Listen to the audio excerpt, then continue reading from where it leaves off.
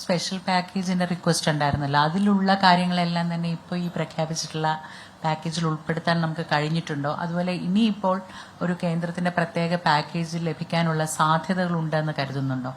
കേന്ദ്രത്തിന്റെ പാക്കേജ് എന്ന് പറയുന്നത് നമ്മളൊരു ആവശ്യമാണല്ലോ. ആ ആവശ്യം നമുക്ക് ന്യായമായിട്ട് അവകാശപ്പെട്ടതാണ്. അത് നമ്മൾ ഉന്നയിച്ചുകൊണ്ടേയിരിക്കും.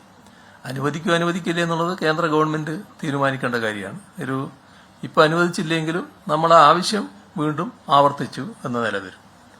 പുനരധിവാസവുമായി ബന്ധപ്പെട്ട് നേരത്തെ എന്തൊക്കെ കാര്യങ്ങളാണോ കണ്ടിട്ടുള്ളത് അതേ രീതിയിൽ തന്നെ പുനരധിവാസം പൂർത്തിയാക്കാനാണ് ഉദ്ദേശിക്കുന്നത്. ടൈം ഫ്രെയിം എത്ര നാൾ കൊണ്ട് ഇത് പൂർത്തിയാക്കാൻ ഏകദേശം?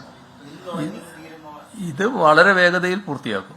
അതായത് അതിന്റെ കൃത്യമായ സമയം ഒരു 2-3 ആഴ്ചകൾക്കുള്ളിൽ പറയാൻ പറ്റും. കാരണം ഈ ബന്ധപ്പെട്ട ഏജൻസികളുമായിട്ടൊക്കെ ചർച്ച ചെയ്ത് കൃത്യമായി ടൈം ഷെഡ്യൂൾ തീരുമാനിക്കും. ഈ 2 സ്ഥലങ്ങളിലേക്ക് വേണ്ട അതിന്റെ ചെലവ് ഈ പറയുന്ന 38 സ്പോൺസർഷിപ്പ് തന്നെ കിട്ടുമോ? അതെല്ലാം പുറമെ സമർപ്പിക്കുന്നു. ഇതിൽ നമ്മൾ കാണേണ്ടത് ഈ പറയുന്ന ദുരന്തത്തിനിരയായ ആ കുടുംബങ്ങളെ പുനരധിവസിപ്പിക്കാൻ നമ്മൾ പൂർണ്ണമായും ബാധ്യസ്ഥരാണ്. അപ്പൊ അതിന് ധാരാളം ആളുകൾ സഹായിക്കാൻ തയ്യാറായിട്ടുണ്ട്. ആ നല്ല മനസ്സെല്ലാം നമ്മളുമായിട്ട് സഹകരിക്കുക തന്നെ ചെയ്യും, തുറന്ന് സഹകരിക്കും. അപ്പോൾ അതിന്റെ ഭാഗമായി എത്ര കിട്ടുന്നില്ല എന്നുള്ളതല്ല പ്രശ്നം. നമ്മുടെ ബാധ്യതയാണ് ഇത് പൂർത്തിയാക്കുക എന്നുള്ളത്. ആ ബാധ്യത നിർവഹിച്ചിരിക്കും.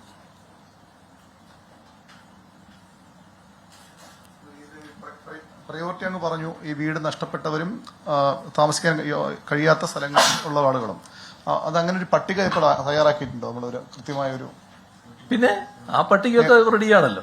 ആ പട്ടികയ്ക്കൊന്നും പ്രശ്നമില്ല. ഈ രണ്ടാമത്തെ പട്ടികയിൽ ഒരു പരിശോധന കൂടി നടക്കേണ്ടതുണ്ട്. ഇത് നോ ഗോ സോണില്ലേ, ആ പറയുന്ന സ്ഥലത്തുള്ള ആളുകളെ അവിടെ ഒരു തർക്കമുണ്ടായി നേരത്തെ. അതായത് ഒരു വിദഗ്ധ സമിതി, ജോൺ മത്തായിയുടെ നേതൃത്വത്തിലുള്ള സമിതി അവിടെ പരിശോധന നടത്തി അടയാളപ്പെടുത്തിയിട്ടുണ്ട്.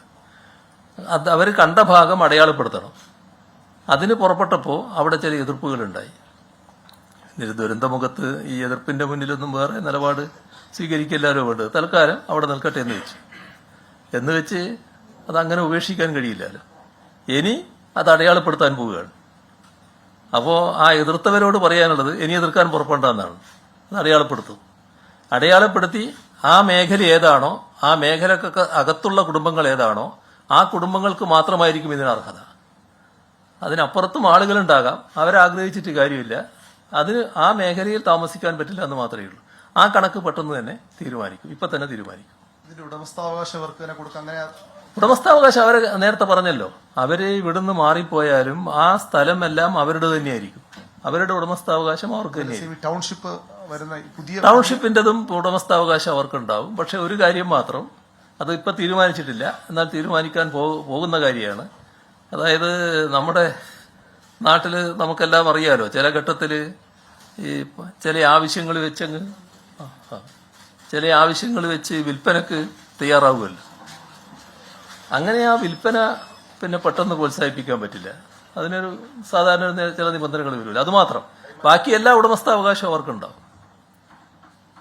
ഇവിടെ ഈ പുനരധിവാസം പൂർണ്ണമായി സജ്ജമായി കഴിഞ്ഞാൽ അവിടെ താമസിക്കുന്നവർക്ക് പിന്നീട് സർക്കാരിന്റേതായിട്ടുള്ള ഏതെങ്കിലും തരത്തിലുള്ള സഹായങ്ങൾ ഉണ്ടാവും? അതല്ല അവരുടെ ജീവിത വരുമാനം തന്നെ സംഘടിപ്പിക്കാൻ പറ്റുന്ന രീതിയിലേക്ക് അതിനെ ക്രമീകരിക്കും? എല്ലാ കാലവും ഗവൺമെന്റ് സഹായിച്ചുകൊണ്ടേ ഇരിക്കൂലോ. അതൊരു പുനരധിവാസത്തിലും ഇല്ല.